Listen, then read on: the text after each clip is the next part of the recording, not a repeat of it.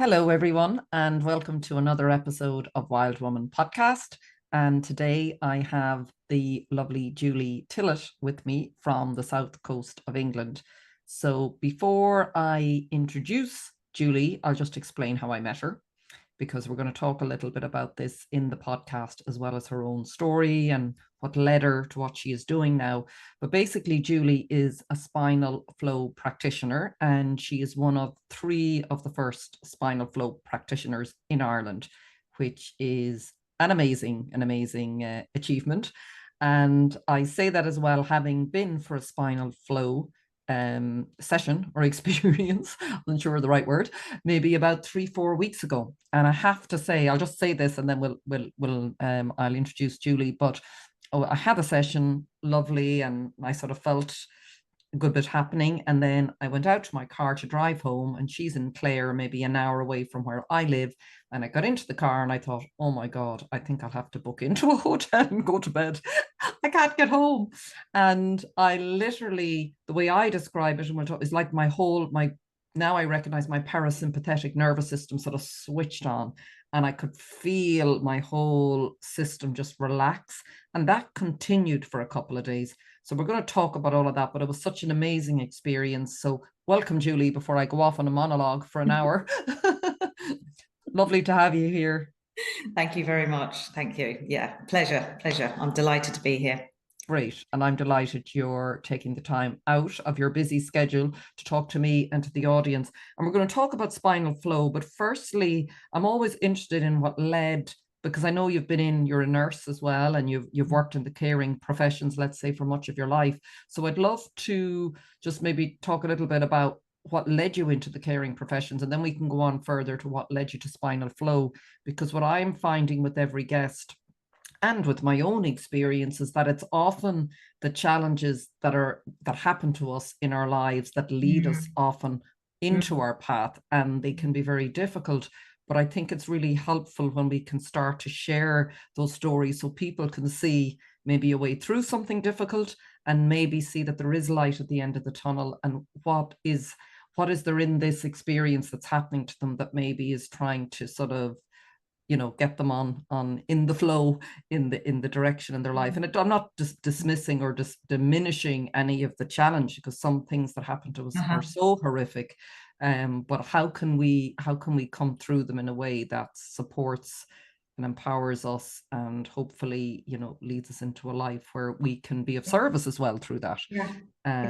So maybe would you start with just what led you into the sort of nursing caring profession? I'd love to know. Well, I think really one of my earlier experiences in life was, unfortunately, I lost my father. I lost my brother, first of all, on New Year's Eve back in 1981. And so I had just turned 10, and he had what's called cardiomyopathy. And it was diagnosed. He was fit. He was a soccer player. He was a butcher. He was always on a bike, riding around our local town and everything, not a problem. And then he just started to get very tired and a little bit short of breath. And then, he started to get fluid built up in his body. And obviously, it was, the diagnosis was made along the lines that somewhere, I'd say 6 months before he died. So it would have been maybe the June, July time, the summertime of 81.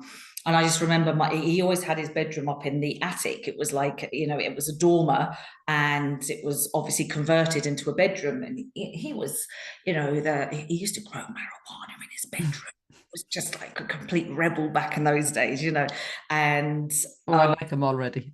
I like him already. Oh, yeah, no, he was such a cool, it was like my big brother, and he was such a cool, he was a real cool dude. Like, everyone loved him. Anyway, back in those days, the treatment for cardiomyopathy was pretty much a heart transplant. And of course, heart transplants were pioneering. So they weren't happening to a penny around the country or around the world. And so I just remember that our dining room got converted into a bedroom for him because he could no longer walk up the stairs. He was that sick. And I mean, I was 10 and I couldn't figure it out. And then, of course, in came the oxygen machines and all these gadgets, which frightened you know, the living daylights out of myself because I didn't understand. And I never thought for 1 minute he would pass away. I never thought he would go. I just thought, oh, he'll get better. He'll get better. The doctors are seeing him, you know, and he has all this equipment. And he went to Southampton General Hospital about 3 days before New Year's Eve, and he got admitted for prep. They were certain they had a donor heart for him in London. And so the day came, New Year's Eve came for him to receive the donor heart. And the minute my mother walked into the intensive care unit, because he was in intensive care at this point, he was really, really unwell. It was like he heard her voice. And the minute she said to the nurse, oh, how was he overnight? Just had cardiac arrest.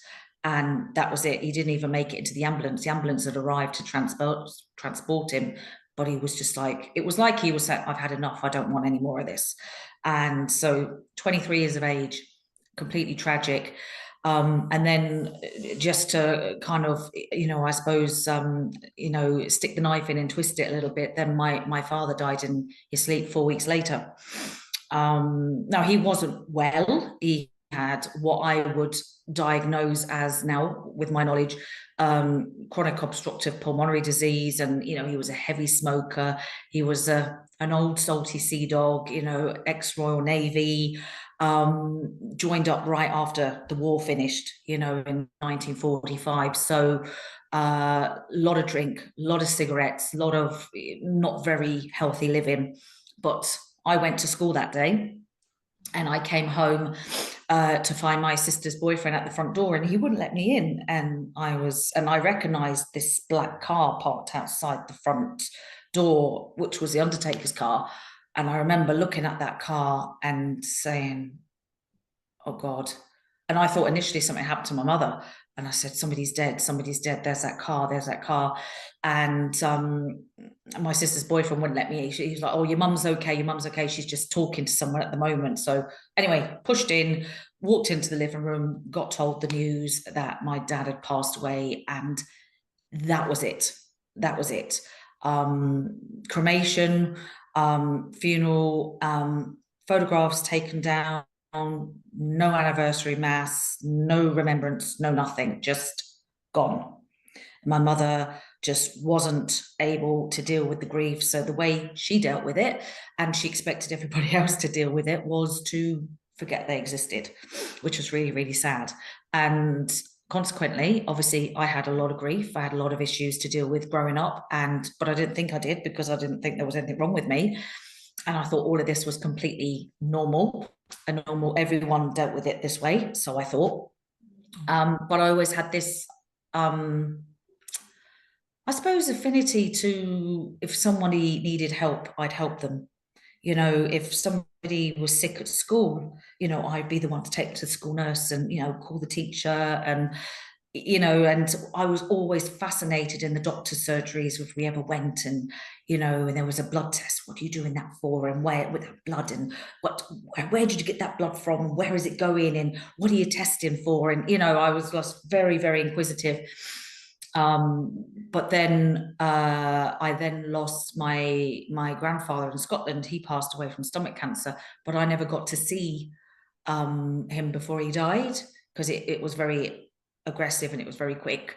But it just seemed to be that I felt for some reason that if I'd helped, then they wouldn't have died, in my own mind. So I had this obsession with helping people, and I had this massive anxiety. I couldn't let my mother out of my sight, because I thought, if she goes, she's going to die. If I go to school and come back, she's going to be gone. So I had to work through that myself. Of course, couldn't tell anybody, because back in the 1980s, who do you tell, you know? And I wasn't offered counselling. I wasn't offered any support. Consequently, the way my mother dealt with it was through drink. So I suppose there was a bit of absent parent syndrome as well, maybe. So I was there to have to fend for myself and work out through my own feelings. Or I had friends, don't get me wrong, and we could talk to stuff, you know, but then, you know, like they didn't have, I suppose, the bandwidth or the understanding, because no one had in my friends and my circle had gone through what I had gone through. And I just wanted to help people. So I went into nursing. Well, before I went into nursing, I did some work experience at school, which I suppose, you know, that was the whole point of, you know, for the careers, because I left school at 16. So, you know, back, it seems mad, doesn't it? Because they don't leave school till like 18, 19 now. But back in those days in England, you could leave at 16. And when I was 15 years of age, I asked to go and spend 2 weeks in a psychiatric hospital. And oh my God. Anyway, just, yeah, horrendous. Just, it was very much like the film One Flew Over the Cuckoo's Nest. Oh, That's how I can only describe it as. It was just what drew you, sorry to ask, to be like, particularly at that young age, to be in a psychiatric, you know, to go to a psychiatric because hospital? I think at that point, nursing wasn't just nursing, but back, you know, you could do general nursing, working with adults, so you could be a children's nurse, or you could be a psychiatric nurse. And I didn't know which direction I wanted to go in, because I wanted to do all of it, because I wanted to help everybody and I wanted to cure everybody, and, you know, and yeah, so I worked for 2 weeks in a general hospital, which is only the hospital up about a mile up the road from me, which was, I loved every minute of it. And then I, you know, like I even got taught how to take blood pressure, and I just remember, like, with the stethoscope, oh my God. It's crazy actually thinking back. But the psychiatric, there was a place called Cold East Hospital, and it would have been out maybe 8 miles away from my house. It was purpose built for that. You know, it was, you know, I suppose, for want of a better word, bedlam, you know, but another version of bedlam, you know, in a different area. And the doors were locked. Each bedroom was locked. Everyone was just, you know, constantly being injected, and they were zombified, and the electroconvulsive therapy treatment was going on. They were literally frying people's brains, and it scared the holy crap out of me. It really did. And I just thought it was appalling. So I knew that wasn't the way I wanted to go to, but it scared me that people were treating people in that way, but it also scared me that people could be that way as well, you know, because I suppose I'd been kind of half sheltered half my life, and I'd never seen, well, I suppose I had seen some form of a mental health, but I'd never, you know, through my mum grieving and everything, but I'd never recognized it as that. So I said, that's a no for me. But I tick for that. No, yeah, thank you. but I absolutely love the general, you know, the general nursing. So you know, even just to make a small bit of difference, even to make somebody a cup of tea, make them a little bit more comfortable, I just got, it just felt so rewarding for me, just, you know. And I had no interest in, you know, doing, I suppose a lot of my friends did secretarial courses because it was before computers and everything back then. So they would have, you know, or they might have gone on to study accountancy. Some people went off, and because I lived down the South Coast, it's very, very militarified. So the Royal Navy would be a big, you know, recruitment company, if you like, in my area. So a lot of people joined the Navy. And I really had no interest. I just wanted to go into nursing. So my mum was a little bit, she would kind of drag in her heels with me. She wanted me to see the world a little bit and get a few different jobs. So I had a Saturday job in Tesco's. And then I took a job in a nightclub illegally when I was 17. I told them I was 18, but I was 17. And I was at college. I went to college and did health studies. And that was, I did my first aid certificate, my resuscitation, you know, my first aid responders and everything.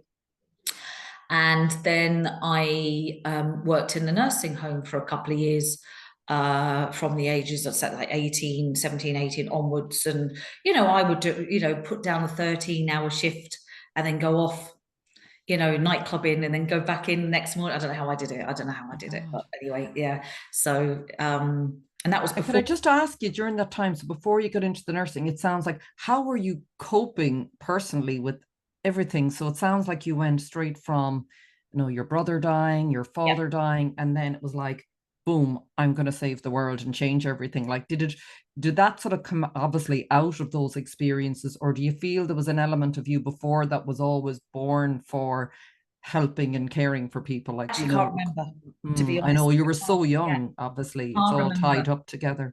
Yeah. Can't remember. I remember. I don't. I mean, I probably would have been younger than 10. I remember, the Cindy dolls, like the Barbie, the alternative to Barbie. So I had the Cindy dolls, and I had the hospital, and I remember my parents gave me a little nurse's outfit one Christmas, and I had a Wendy house. I think that's Mhm. what they're called. Were they Yeah, called? I think I remember that Yeah. name. Yeah. And I made it into a hospital, and I got all my teddies down, and I put bandages and everything round them, patch over the eye, and and just, so that would have been way before, Mm. my brother and father died. So maybe there was something there, I don't know, but I only kind of remember that whole sense of going into nursing after the whole, bereavement and the loss. But I suppose ultimately it left me probably with attachment issues, definitely massive insecurity, down the road, where I probably would have drank an awful lot of alcohol at underage as well. I remember my uncle buying me a bottle of Malibu when I was about 14 years of age for Christmas, and it was okay. It was Mm. okay, like, yeah. So I knew, but when I went into nursing, I was aware enough. A lot of my friends were, it was the rave scene, acid house, all that kind of stuff. They were all taking ecstasy, MD, speed, acid, whatever. I wouldn't do any of that. I just wouldn't do any of that. And it's funny, because at one point I used to think, because I remember my brother growing, what I thought was magic tomato plants in his bedroom. When I was older, it was my sister that, well, I kind of figured it out myself, but obviously when I was younger, I didn't have a clue what it was. But I connected that with his death. So Okay. I kind of said, all drugs are bad, and if you do this, this is what's going to happen to you, and don't do it, So, and then there was also this fear that we were going to be drug tested. And if I was ever found with substances within me, then my nursing career was completely gone. So I just stuck to drink. But what was underlying, what I didn't realize, was anxiety. So I suppose going into nursing, I left home, I moved to London, um, fully focused, was achieving my lifelong ambition. I was going to do this. And of course, it wasn't what I expected. It was hard work. It was very graphic. In London, I saw people jumping in front of tube trains, falling off buildings, gunshot wounds, stab wounds. We had the bombings as well, that back in the early 90s as well, that was going on. So I was involved.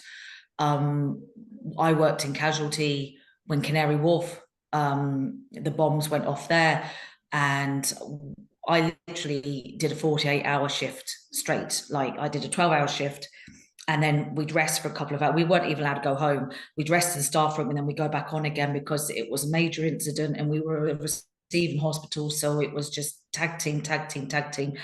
We had paparazzi press dressing up as doctors and nurses, and we were trying to figure out who was staff and who wasn't. And it was like an episode of ER. It was Yeah. just Oh chaos. God. Yeah. So, but at that point, my anxiety, I'd started to notice within myself that I was having panic attacks. I didn't like being left on my own in the flat that I lived in. If my flatmates went out or they were on night shift and I was home alone, I'd go out and I'd go and have a few pints, because I couldn't cope with me, Yeah. and my Of course. head Yeah. and my feelings, and it, obviously it was all connected to what happened, when I was 10, but I just completely. Okay.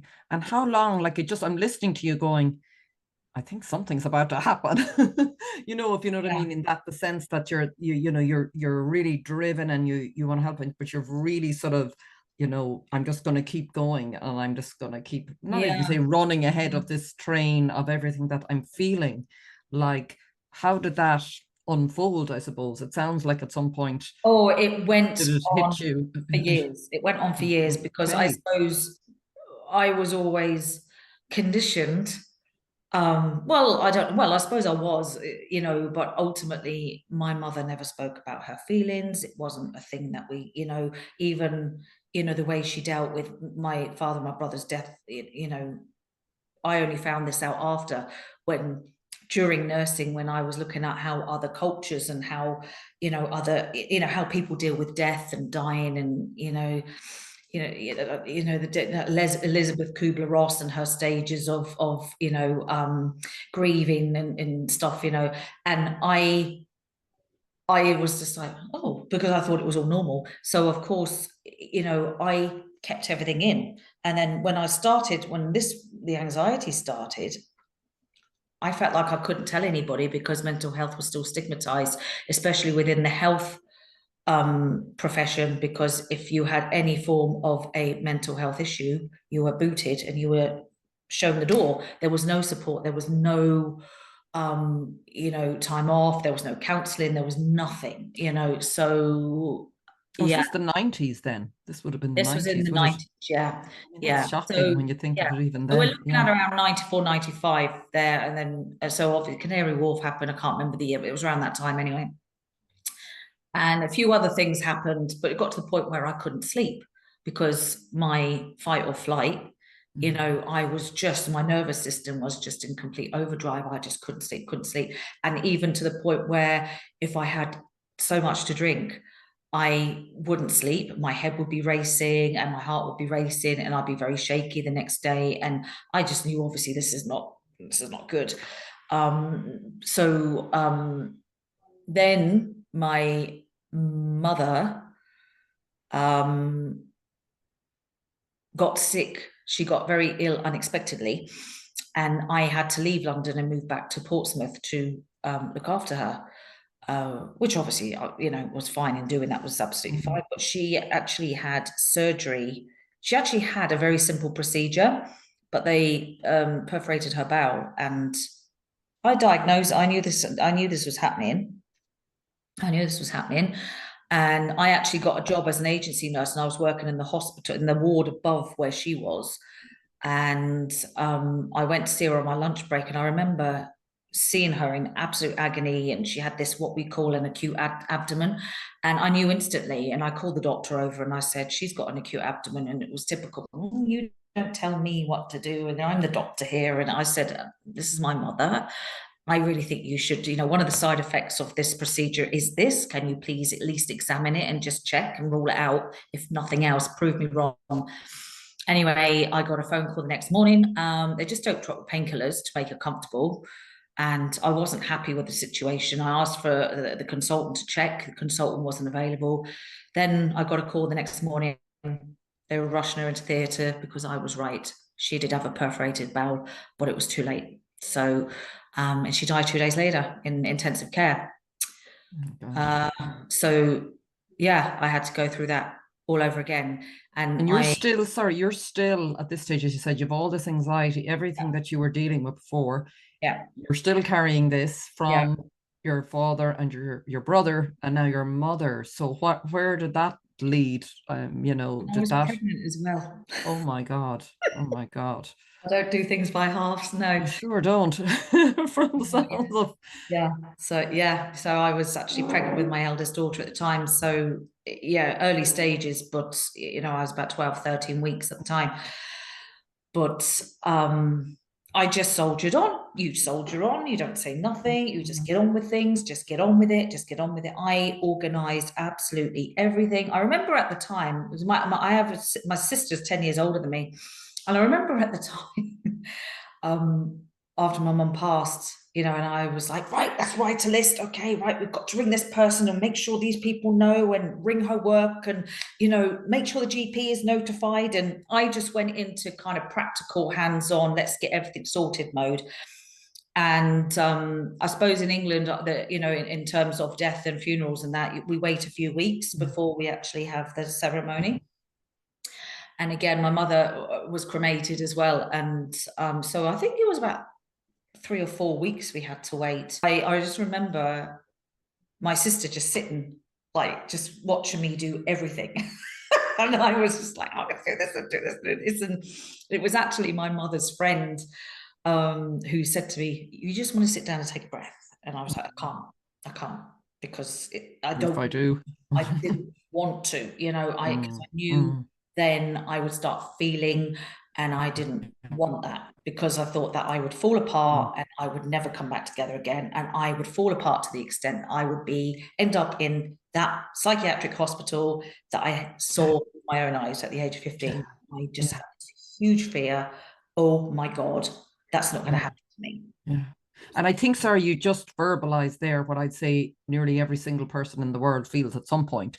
This, if I've exactly, for different reasons, came to that place going, if I stop and I start to feel, I don't even know what, but I know my body is telling me this, I will never come back from this. And I think, isn't it, that is the place that many of us get to. So it's wonderful to know, and looking at you, that we do and we can. And I think that's a message I'm really passionate about, because I think it limits us when we don't, and it's understandable and it's terrifying and it's everything, but there is a way through. So I'm just really glad you say that, because I think everybody can identify for very different reasons with, I know, you know, so just as well it sounds as from what you're describing, how resilient we are, or our bodies are, this intelligence. And I know we'll get on to, you know, what you're doing now, or how that led you into sort of maybe more holistic work. But did you have a sense of that at that time, or was it just keep going, keep going, keep going? Like at that point, then shortly after my mum, no, it was just, I was in, I suppose, autopilot, you know, like a robot. I just kept going, kept going. I then I got married. Okay, so oh my God, okay, I should forget that important moment. So you know how they say that you have these adverse life events, you know, like major stresses. So my mother passed in the October. I found out I was pregnant in the August. She passed in the October. So and then just after I found out I was pregnant, I moved from London, so I changed jobs, and obviously found out that my mother was unwell. She passed in the October. I got married in the April of the following year, and had my daughter in May, and then moved house again in the August. And it was only when I moved in August, so just not quite a year after my mum had passed, that I sat down, and I remember I had my daughter in my hands and I just cried, and I couldn't stop. And I rang my mother's friend up, because she kind of turned into a surrogate mother for me, like, you know, as a source of support and everything. And I said to her, I said, if I do not get help, I'm driving the car into the local lake. Well, I don't know how deep the local lake was, but that's but I remember saying that to her, and she just said, I think you have postnatal depression, and I want you to go to the doctor. And I was like, it's so stupid, I'm a nurse, we don't get things like that. And I was just so, oh my God, couldn't believe my thought process, but I was absolutely horrified that she'd even suggested it. And anyway, she said, the best thing you can do now is go. She said, look at what you've had to endure. And she kind of spelled it out for me. And I said, okay. So went to the doctors. Didn't go for me. I went for her to shut her up. And which often is the start, isn't it? Like, you've been a survivor and coped and got through everything, so you're in that mode, aren't you? That's sort of, it is the fight or flight or the stress response, but you're doing it, and you're in that sort of adrenalized mode where I can motor through anything. But obviously you hit this point. And what happened then, Julie? Well, obviously I was prescribed antidepressants, and I felt ashamed, you know, I felt really ashamed at the time, but that just goes to show the mindset I was in back then, and my I suppose, conditioning, you know, how I suppose it was just unacceptable to be, it was a sign of a weakness in my mind, you know, you're weak, you know. And even though everyone was like, look at what you've gone through, look at what you've had to do and everything, and you're absolutely amazing that you haven't crumbled before now. And I was thinking, well, maybe I should have done, because then it wouldn't have led to this, you know. So and it was only then, I suppose, that I started cognitive behavioral therapy, and then that kind of opened my mind a little bit to other options, alternative options, you know. So like acupuncture, reflexology, massage, yoga, any kind of alternative complementary therapy that would help me and in my, not just my mind but the body as well. At the time, I wouldn't have said I was aware of any somatics as such, but it was, I felt that if, you know, there was a connection between the body and the mind, but I didn't know anything about the nervous system or anything like that. We weren't even taught this in nursing, you know, which is, yeah. So that came along a little bit later. But there was an openness there in you, like you'd come from a nursing background, and I know so much as it, but definitely. And so would you describe this moment? When was this that this happened? What year? 1997. Yeah. When this happened, Yeah. and you went, okay. Yeah. So there was obviously an openness in you to looking at alternative ways of dealing with this, because you were on antidepressants and you were obviously Which I totally didn't want to be on. Yeah. So you were looking for other ways to. Yeah. Okay. That was the whole piece. It was, there has to be something else out there to help me, because I don't want to have to rely on pharmaceuticals for the rest of my life, you know. But still an awareness quite young, you know. It's amazing. It always amazes me innately that we all know really what's right for us. You know, there's an instinct, but as you said, there's conditioning, and you know, oh, I felt ashamed, or that, you know, and there's nothing wrong in whatever you need to do to support yourself, but there was still something in you, this inner instinct going, this isn't the way I want to be living all my life, you know. So I'm always amazed at that in people, that we, you know, this is the answer is always inside of us, isn't it? You know, however way we have to go, and we all have to go whatever way we have to go to get to that. But and I think looking back, it was like the universe had given me so many signs, but I chose to not see them. You know, it was like, you know, this is when you're told not to see them, because you're probably mad if you see them. Do you know what I mean? That's the way we've been reared. I mean, even the morning when my brother died, I knew he was dead before I was told. You know, I remember lying in bed and the phone was ringing, and it was one of those, remember the rotary phones that goes ring, ring, ring, ring, you know, and it was really loud. And I remember the ringing woke me up. And then I just instantly went, that's mum on the phone. Ronnie's dead, right? And then I was like beating myself. That's a horrible thing to think, Julie. Don't think like that. Don't think like that. That's really horrible, like, you know. And then obviously heard my dad answer the phone, and I heard his reaction, and I walked down the stairs, and I knew. And you know, so like a lot of things like that had happened. Little things that had happened, and I'm like, this is going to happen now, and then I'm like, stop it. Put those powers back. Or start, you know, watching something on the telly or something to distract myself, because I would just be like, don't think, don't think, because you know you can't deal with that. Because I suppose in my very, very young brain as a 10-year-old, I would have thought that I had something to do with my brother's death, because I thought it before I was told. I shut everything off, you know.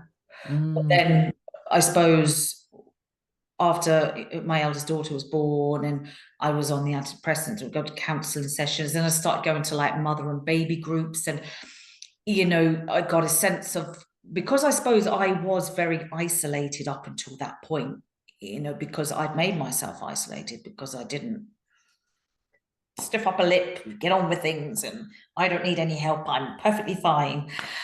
But the whole group thing, support session, was so supportive and nurturing, and also, I could talk to people and realize that I wasn't the only one. I wasn't, the whole hormonal change, or the, postnatal depression piece, or, the anxiety and stuff. Other people were going through it as well, with their story, with their stuff. Yes. Yeah. Yeah. I remember one morning crying in the kitchen because I didn't know what to do first. I didn't know whether to unload the washing machine or do the washing up. And I couldn't, in my mind, figure out what to do. One wasn't more important than the other. Yeah. Yeah. But they both needed to be done at some point. And I just couldn't. It was so overwhelming for me. I just couldn't do it.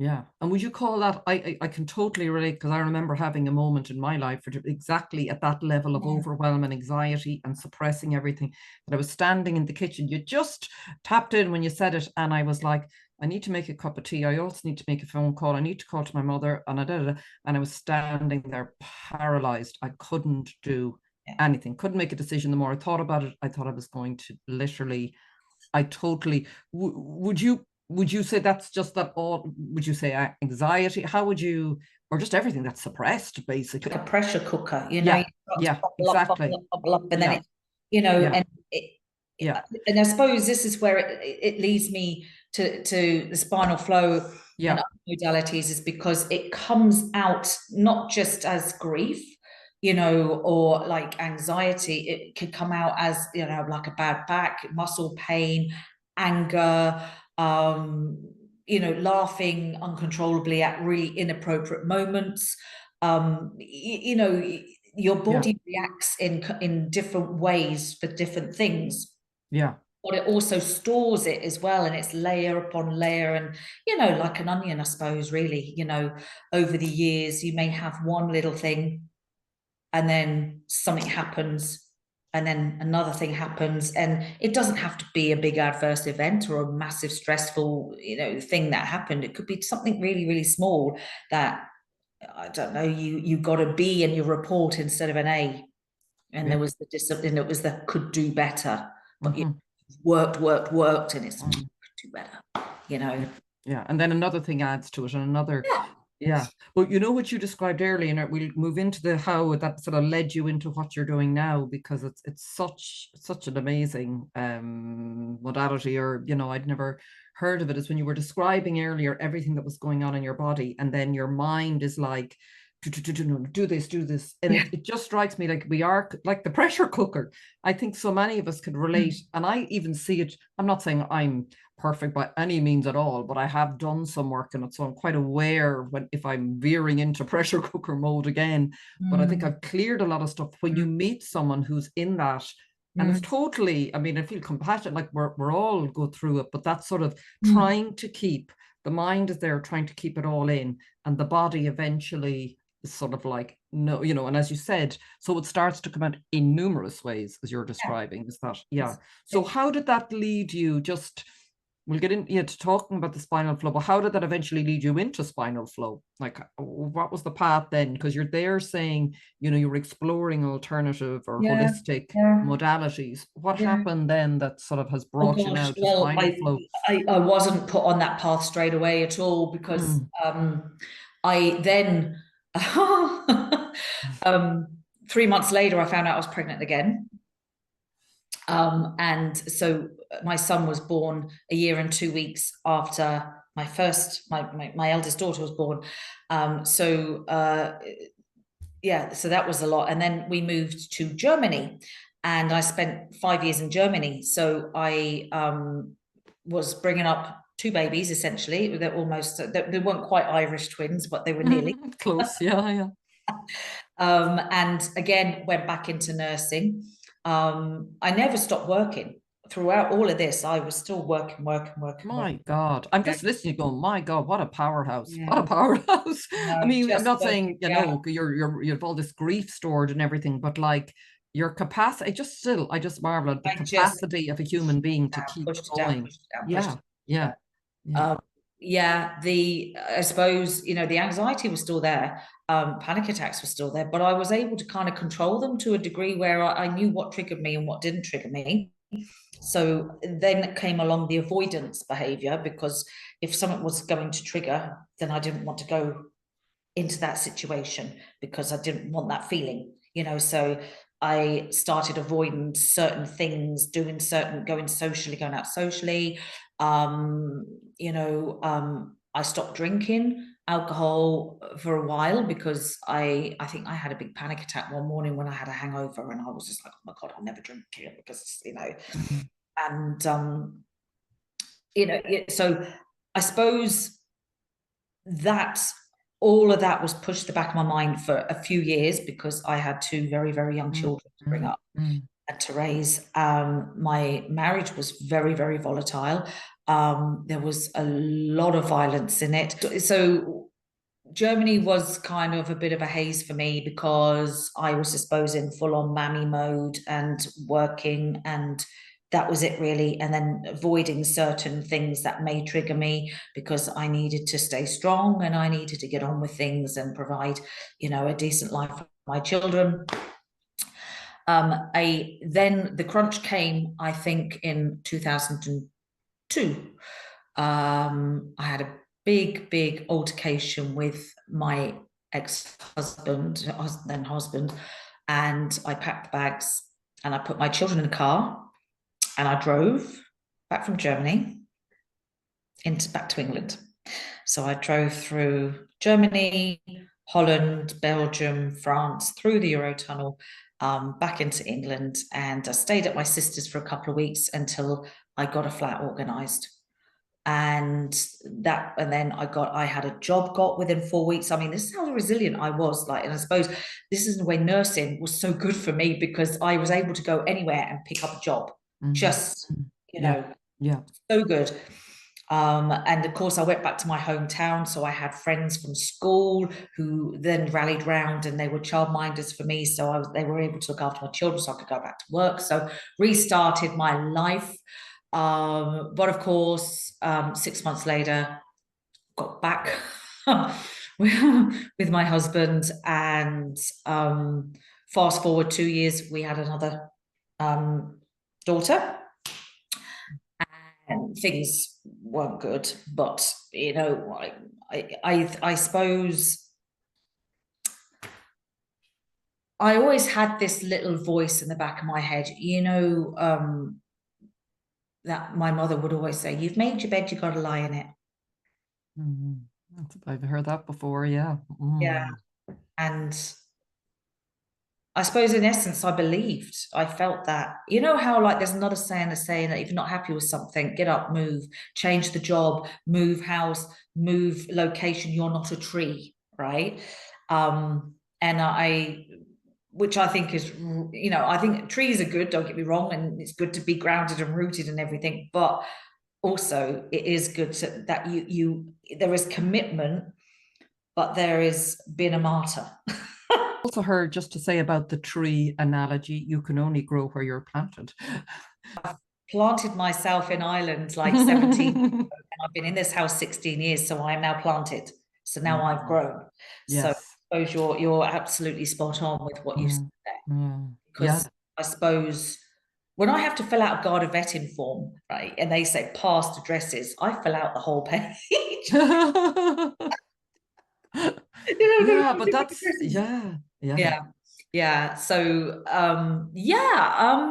and is a lot of that speed of movement, so you know, and you know, everything you were doing and you've described kept all this grief and this anxiety on some level at bay. And then obviously you had your children, so you know, that probably saved you in another way, because there was a part of you that had to come and go, okay, my mother now, I really have to, you know, they bring that to you, and that love as well. So it sounds like, you know, so all of that, and then eventually, okay, you end up in Ireland. Did something deeper start to go, okay, this is really what needs to happen, I really have to start releasing this? Or do you know what I mean? Or was that just a gradual, like the shift from the way you would have been dealing with things? I suppose it along the way at different times, depending on how I felt within myself or the anxiety you know, some days if they were really, really bad, that's when I would, obviously my body was screaming at me saying, I need help, I need attention, but I wasn't thinking along those lines.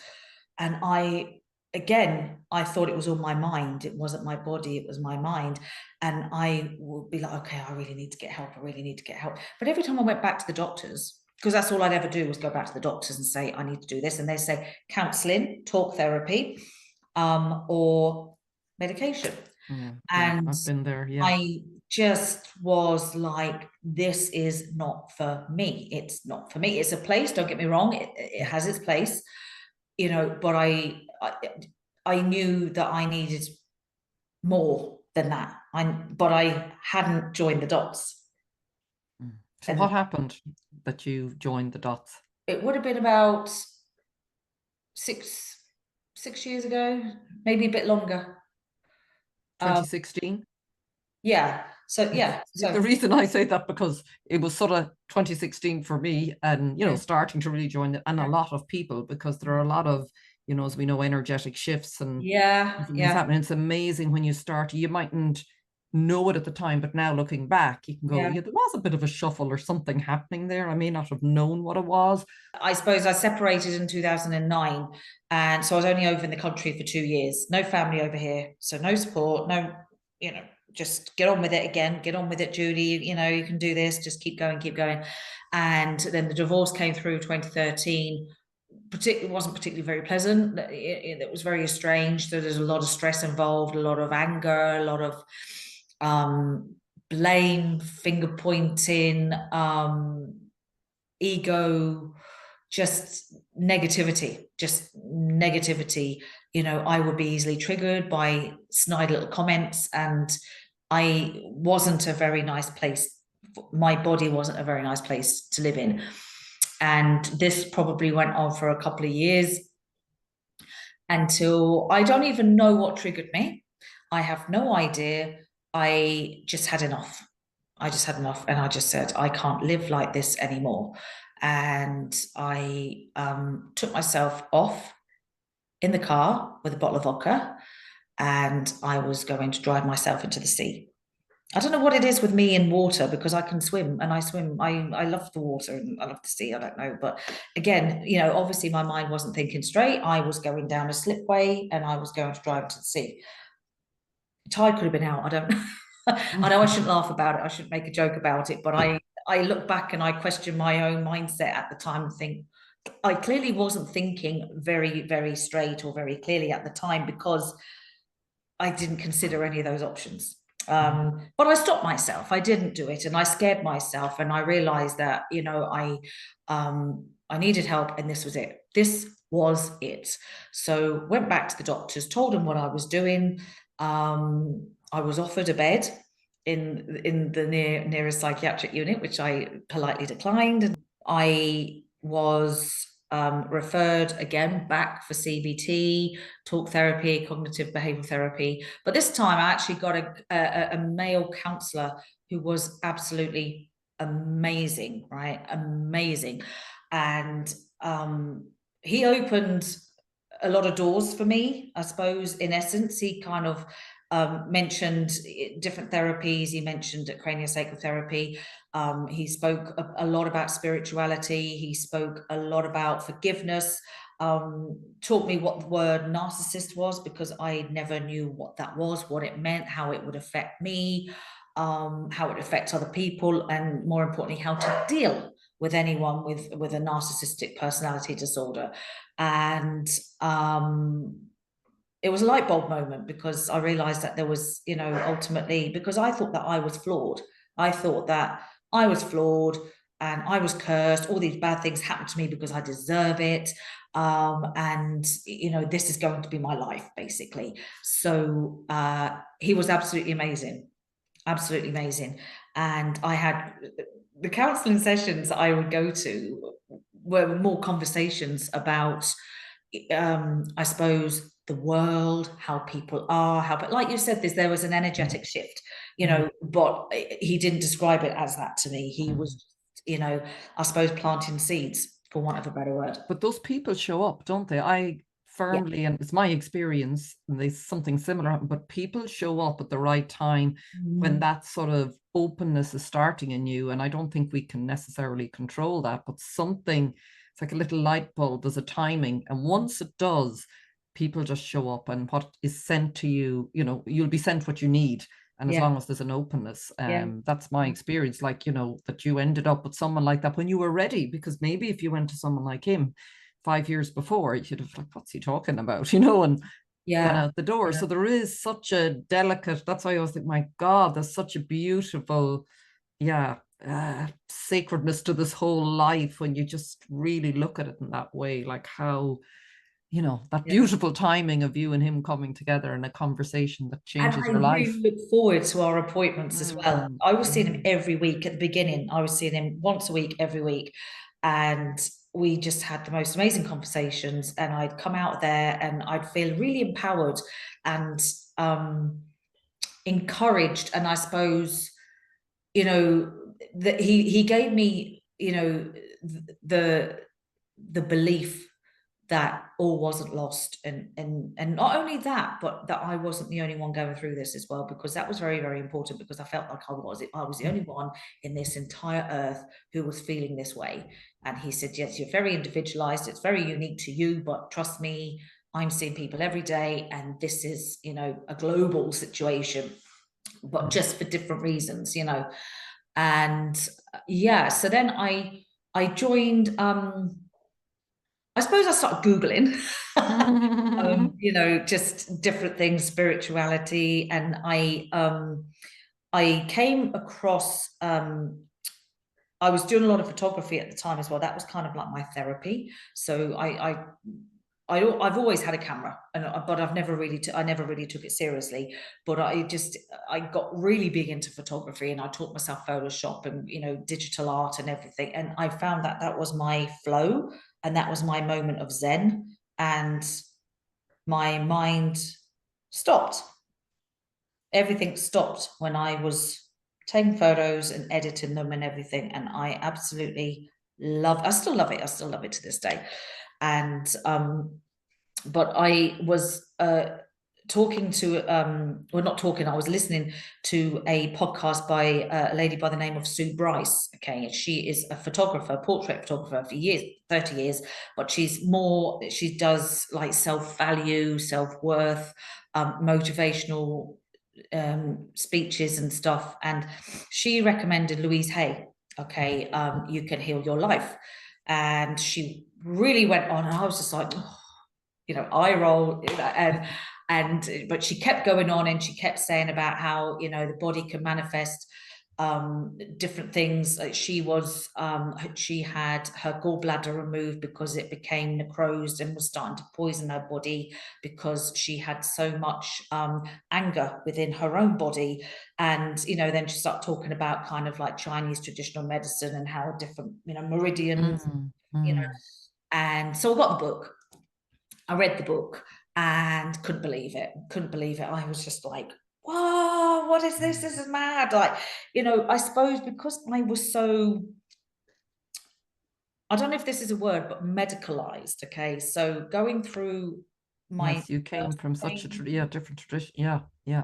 Everything was anything other than that. We were pretty much told anything other than that, if it's not evidence-based and researched and it doesn't count, and it's a load of rubbish, because you can't prove it works, you know. And then, of course, obviously I've dug a lot deeper since, but of course all of this stuff was, you know, sponsored by pharmaceutical companies, the trials, you know.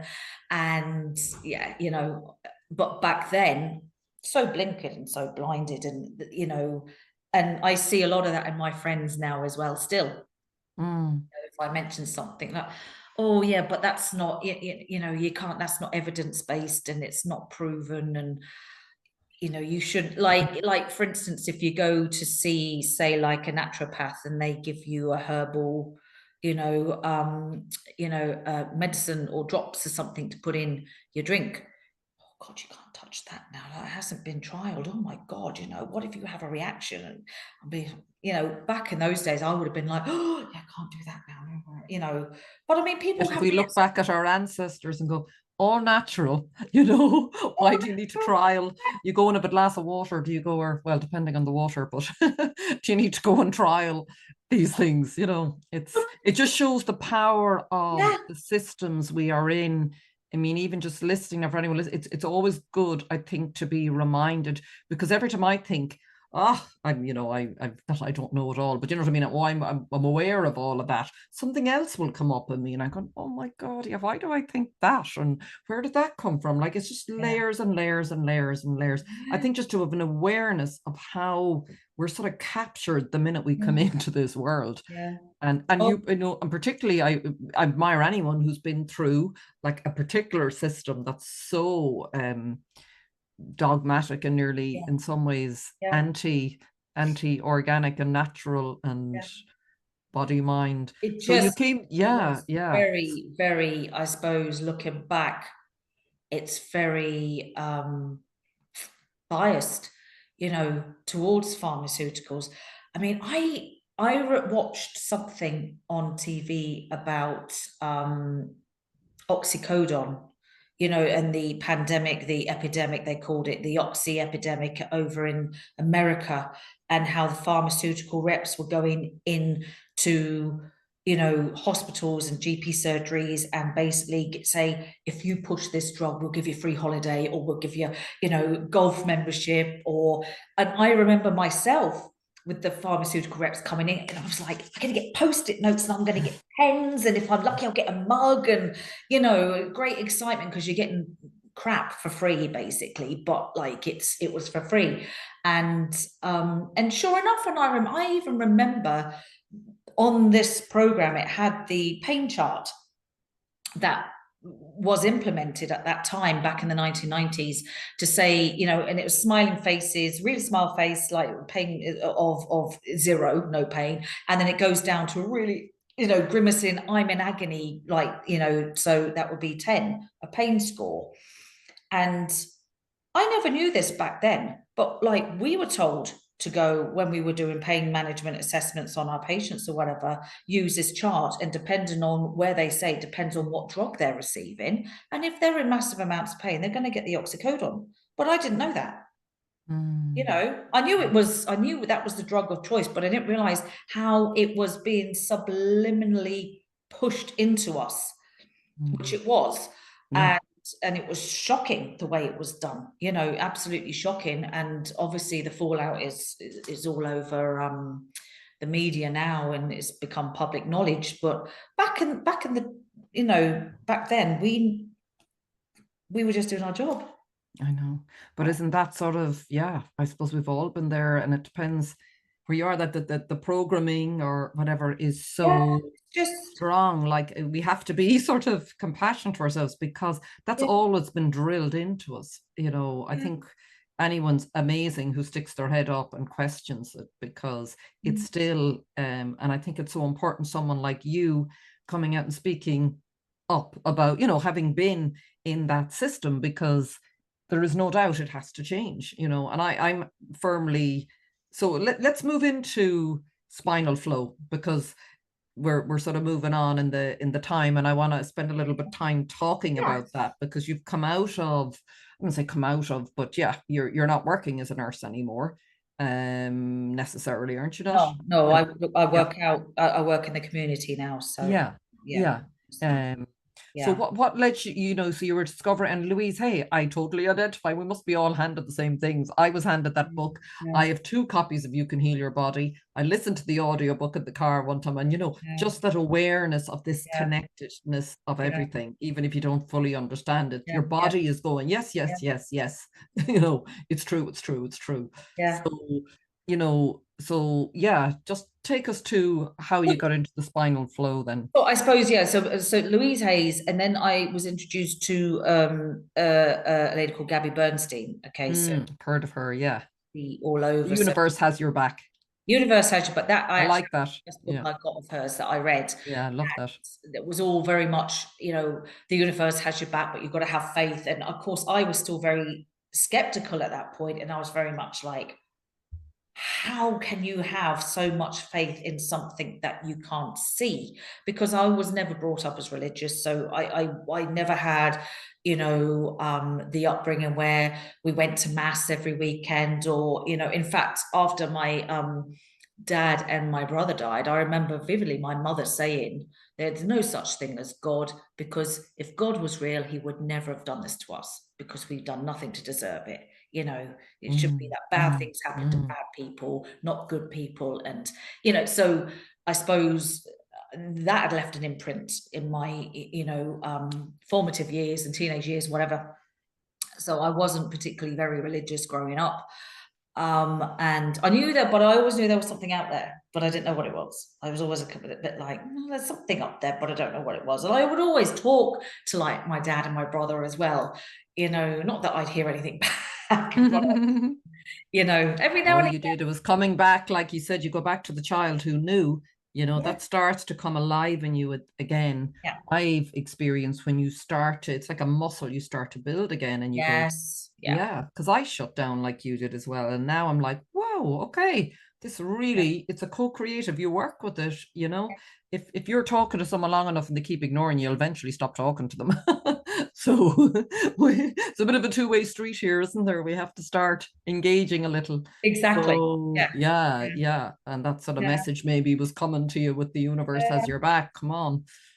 So Yeah. I suppose, Yeah. and along with going on, I did a course with Gabby Bernstein, and I met a load of lovely ladies as well, all across the world, who had massive influence on me. We were part of a group called the Soul Sisters Group, and WhatsApp, and we'd all WhatsApp each other. And I was introduced to doTERRA as well at this point. So I joined doTERRA and started educating myself with the, I suppose, you know, how essential oils could be used to help you as a person within the body. Not that they just smell nice, but they have a function, you know, and they can actually help, you know, relieve, you know, certain things. So I kind of played with that for a little bit. And then because remember the counselor I was telling you about, he had mentioned craniosacral therapy to me. And there was a lady in County Clare that does craniosacral therapy, but there's two different types of craniosacral therapy. There's upledger and then there's biodynamic. And she does upledger. So I had a conversation with her, went for a session and thought, you know, and not only that, she's a nurse as well. So I was like, oh, yeah, nurses are doing this. This is great. I can do this. Oh, right. Okay. So I then contacted someone in Galway who was running the biodynamic craniosacral therapy training in Galway. And I did the 2-year training. But unfortunately didn't complete it, because then we're looking at 2020 and we had lockdown. We literally, the week before we graduated, no, the week after we graduated was the St. Patrick's Day lockdown. So Will we ever forget March, that? yeah. Yeah, exactly. Not everyone remembers. Everyone, it's almost like, you know, 9/11 or something. Everybody remembers where they were when they heard. Yeah, yeah, Yeah.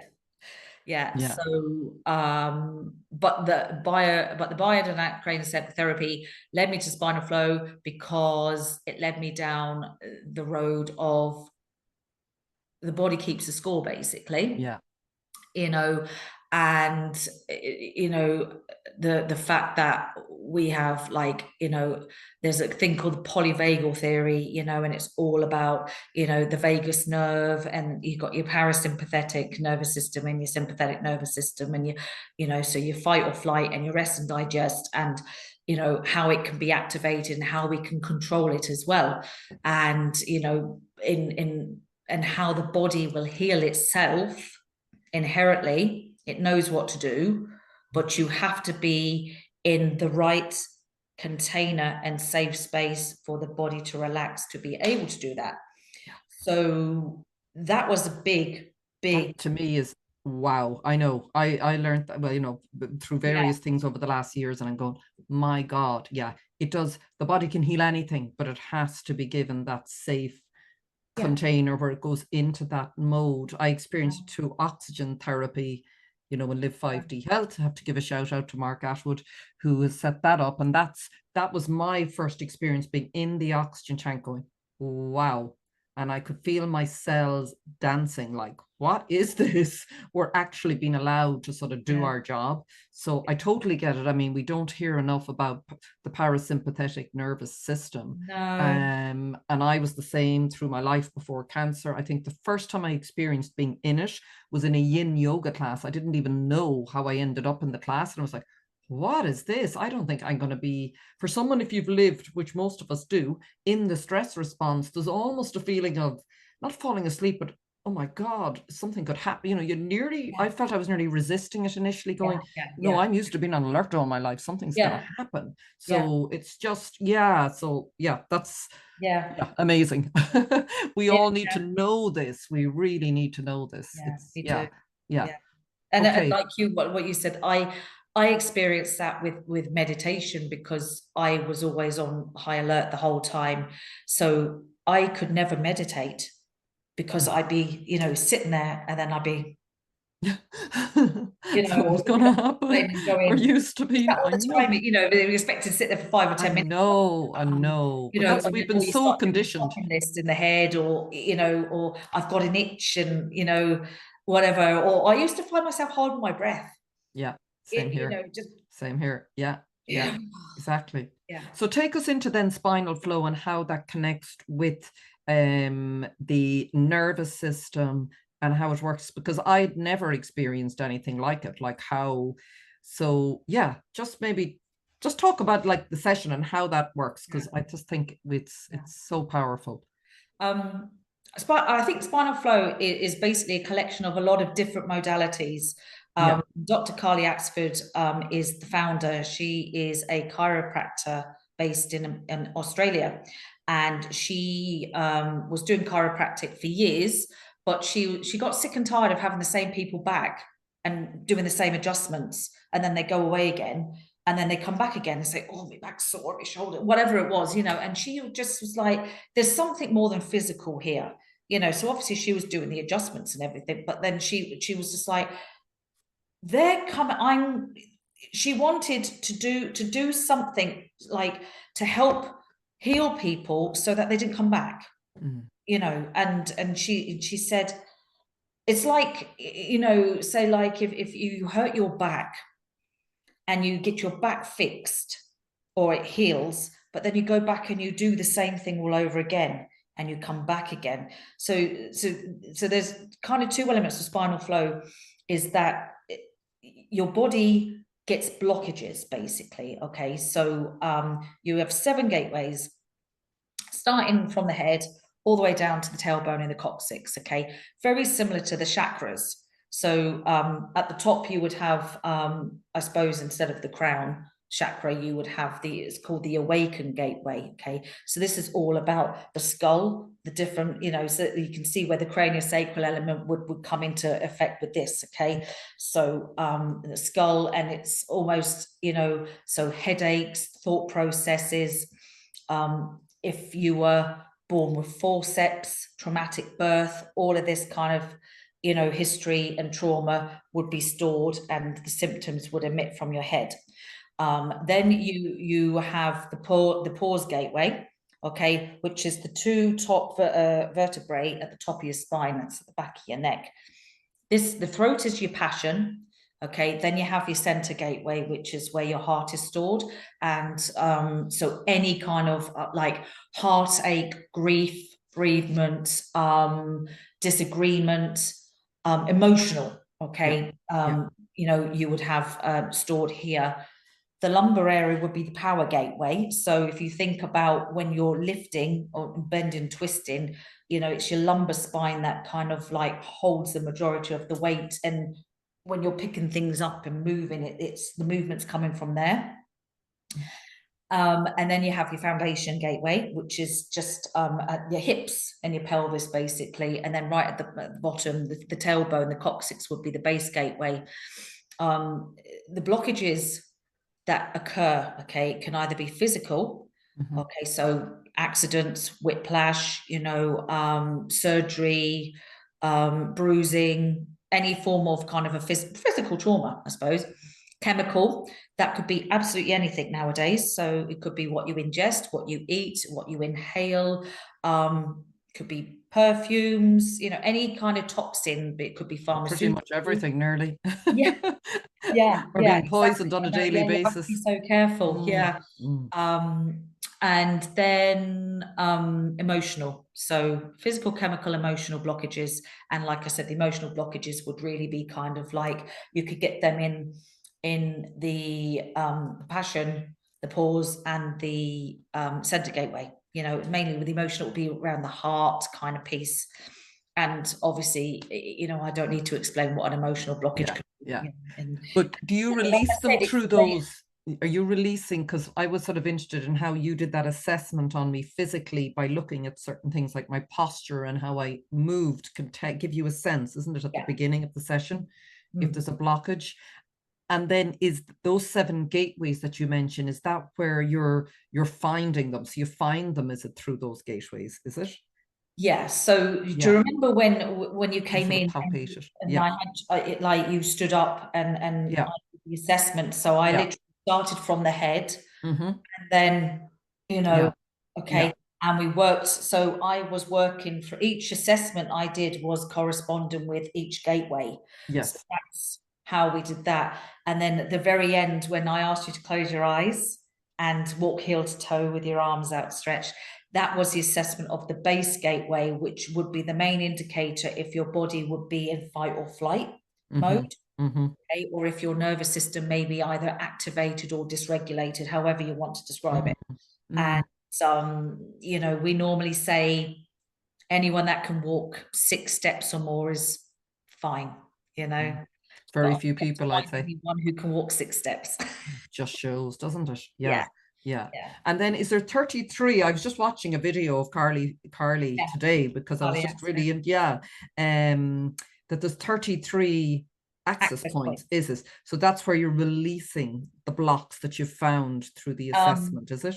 No, that's where the access points is where I'm actually accessing. So the access points are areas of the body which are mainly either in the cranium, okay, or in the sacral area, and they are the closest point to the dura mater.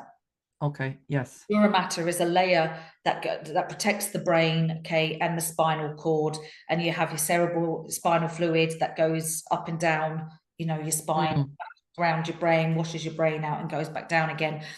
And so by accessing the dura mater on the access points, okay, that then basically activates your cerebral spinal fluid, okay, increases your circulation, so you unblock the blockages. Yeah, the body then knows to unblock. The body is doing it. So I love my fingers. So when I palpate the back, I can say, oh, look, there's a bit of a lump there, or there's a bit of a sponginess there, or, you know, so I can kind of say, okay, well, that could be like, you know, if it's a bit spongy, especially around the back of the neck, that's often chemical, you know, and then, you know, you may have a bit of emotional, you know, you could have like maybe really rigid, tense shoulders, or the vertebrae itself, you know, it's often the way Dr. Carly describes it is that, you know, your vertebrae should be a little bit flexible. Okay. But when you push on it, when I push on it and it's not, and it's hard and there's no give, then that means that would indicate there's a blockage in that area. Okay. So when you're doing that, it's allowing the body, is it activating the parasympathetic nervous system? Is that what's happening to allow because she talked about 3 types of waves of healing, breathing, moving, and sensing.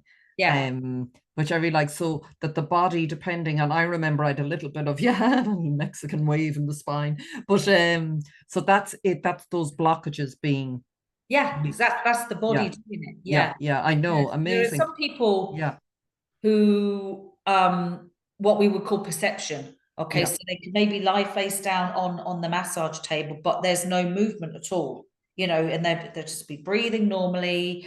But you know, from a practitioner perspective, I may not see, I can track movement because I can see little bits moving up and down the spine, but not actual physical, or I could feel it, you know, with my fingers.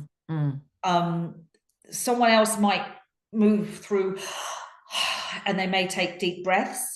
And then, like you said, the Mexican wave, or you're doing the cat.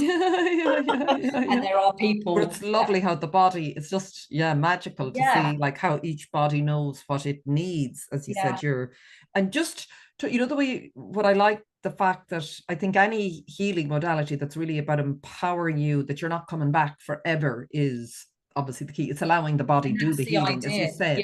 So with Spinal Flow, what really struck me, I mean, obviously, if it's something quite deep, as you said, if it's emotional, so say somebody comes to you and you might know this, obviously, that there's some deep emotional trauma, maybe like you, with your grief from years ago. How can that, obviously that's not going to just overnight be cleared. So that can take a number of sessions, can it? Can you get to the root of that quite quickly, or how does that work if it's emotional?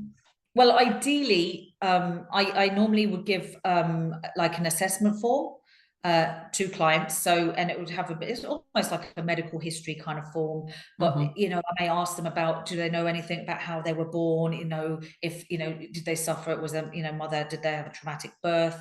Or, were they born via cesarean section? What was their upbringing like? And then, was there any traumatic events that happened to them?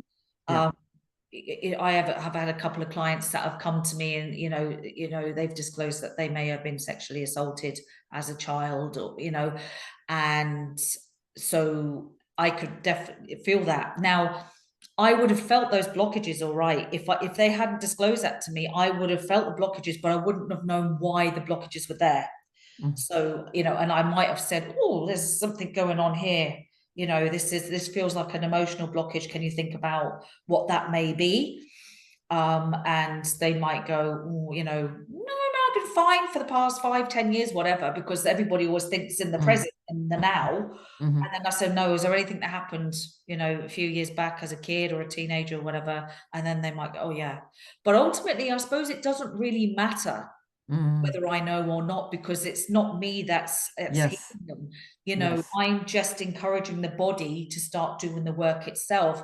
Now I can direct the body. So sometimes if the flow may start from, say, like the sacrum, but just go to the top of the pelvis, but I want it to come up to the chest, to the center gateway, and it's just doing this. And so then I might start, maybe making slight little movements along the spine. I might push the hips down a little bit. That just helps to open up, the vertebrae, straighten out the spine, just to give it a bit of a push up. A bit of a boost, but then the body finds the way itself, you see.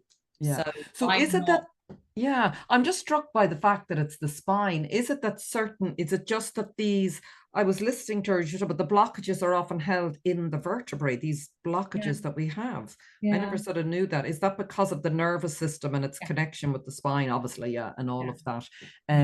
So what would you say, Julie, is, there's loads of different therapies, people, I'm not saying one is better than the other, but what for you has really, you've gone, wow, yes, Spinal Flow is something special. Like, it's new to Ireland, you're one of 3 now practicing it, and if someone is listening and go, wow, I'm really interested in this, because it's so simple, I suppose. Really, it's very simple. It's not like you have to go to university for 3 or 4 years, to become a chiropractor or a physiotherapist, or like, it's a physical modality, but it's also an energetic modality, because ultimately, I'm making contact with an access point on your body, but then your body is being stimulated by my touch, and it goes off and does the work it needs to do.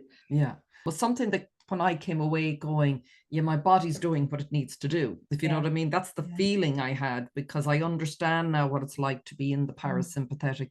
And what I can say is the next day, I don't know, so I had that, I was really exhausted and I was going to even do so. I was like, no, I can't.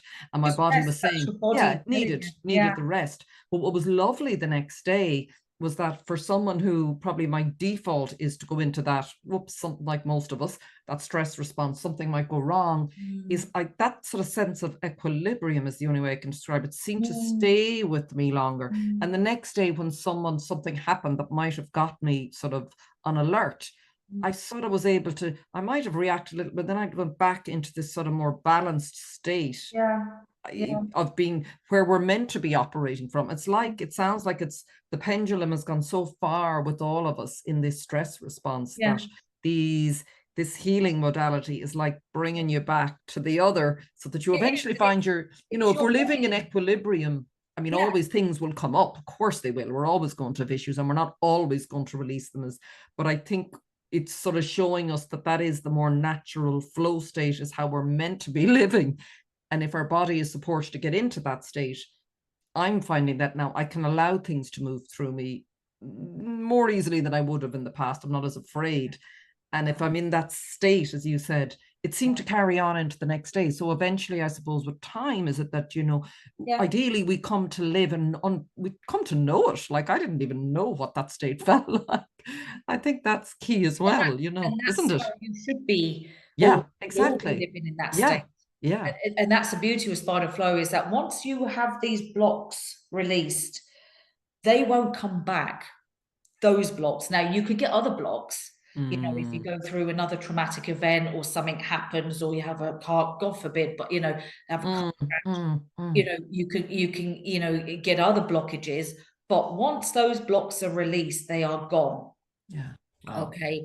And so, you know, like I was getting 3 to 4 sessions a day over 7 days when I did my immersive, and I was scared of heights.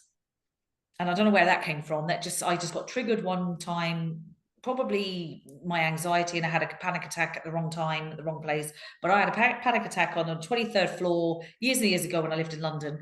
And ever since then, I associated that with I'm scared of heights. Okay. So every time I would go a little bit high, like maybe 6th floor or above, I'd get a bit of vertigo, and I'd get a bit, oh, okay, I don't like this. I can't look out the window. I've got to get away, you know.